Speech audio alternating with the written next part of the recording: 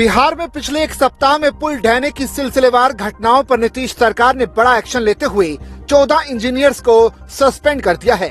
ये निलंबन गुरुवार को सारण में एक पुल गिरने के एक दिन बाद आया है। वहीं अब बिहार के मुख्यमंत्री नीतीश कुमार ने 2 सप्ताह के भीतर बिहार में सभी निर्माणाधीन और पुराने पुलों की निरीक्षण रिपोर्ट मांगी है। 14 इंजीनियर को सस्पेंड करने का निर्णय एक जांच पैनल द्वारा जल संसाधन विभाग की अपनी रिपोर्ट सौंपने के बाद लिया गया। WRD के अतिरिक्त मुख्य सचिव चैतन्य प्रसाद ने कहा कि इंजीनियर लापरवाही बरत रहे थे और निगरानी अप्रभावी थी।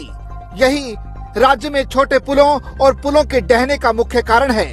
चैतन्य प्रसाद ने कहा कि निलंबित किए गए लोगों में 3 कार्यपालक अभियंता भी शामिल हैं। अधिकारियों ने कहा कि पिछले 17 दिनों में सिवान, सारण, मधुबनी, अररिया, पूर्वी चंपारण और किशनगंज जिलों में कुल 10 पुल ढह गए।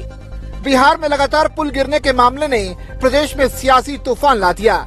जहां तेजस्वी यादव NDA सरकार को इसके लिए जिम्मेदार ठहरा रहे हैं, वहीं बिहार सरकार के मंत्री अशोक कुमार चौधरी ने तेजस्वी पर ही हमला बोल दिया। उन्होंने कहा कि अच्छी पुल रखरखाव नीति लागू नहीं करने के लिए तत्कालीन डिप्टी CM तेजस्वी प्रसाद यादव जिम्मेदार हैं। नीतीश कुमार जी मुख्यमंत्री बने तब से और अब तक ग्रामीण कार्य विभाग जो है केवल 18 महीने के लिए छोड़ दिया जाए तो सारा वक्त जो है जनता दल यूनाइटेड के पास ही रहा है ये मंत्रालय। और बिहार में लगातार पुल की घटनाएं हो रही है।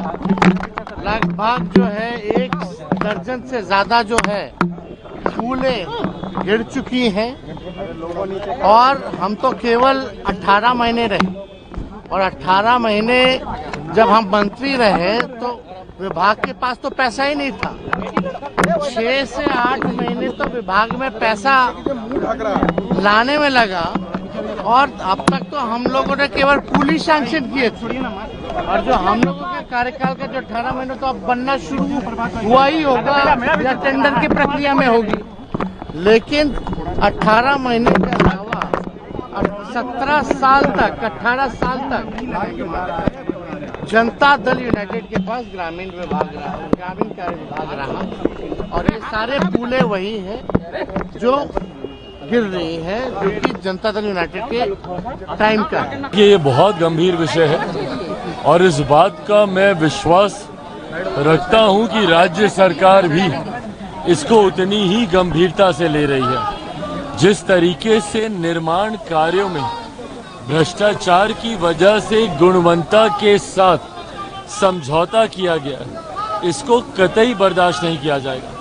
मैं प्रशासन के भी संपर्क में हूं, राज्य सरकार के भी, और इस बात को आने वाले दिनों में सुनिश्चित किया जाएगा कि भविष्य में कभी ऐसी घटना दोबारा